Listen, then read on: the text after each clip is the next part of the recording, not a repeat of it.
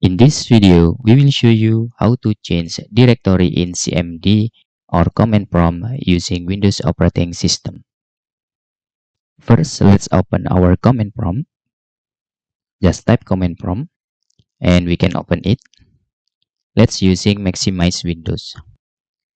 If you can see here, we already in the C drive, users and WD directory.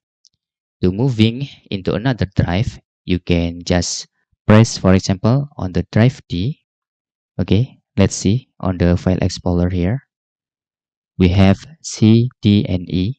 To moving on the D, we can just press D like this with followed by colon and hit enter.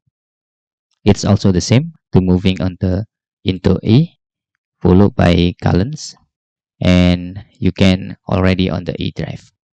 Let's back to our C drive.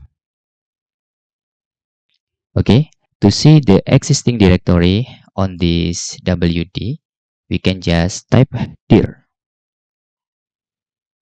And to moving into existing directory, for example, let's moving into videos directory, just using CD, followed by the name of directory videos, and hit the enter.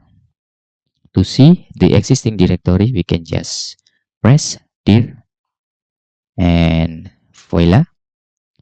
Now, let's create the directory, for example, using mkdir, for example, Ervan. And to see the directory already created, just type dir again. Okay, the Ervan is exists in here. Now, how to rename this directory? To rename this directory, we can just using rename and followed by directory name. This is the, for example, Arvan2. And let's see, using dir again. Now, the Arvan become Arvan2, you can see.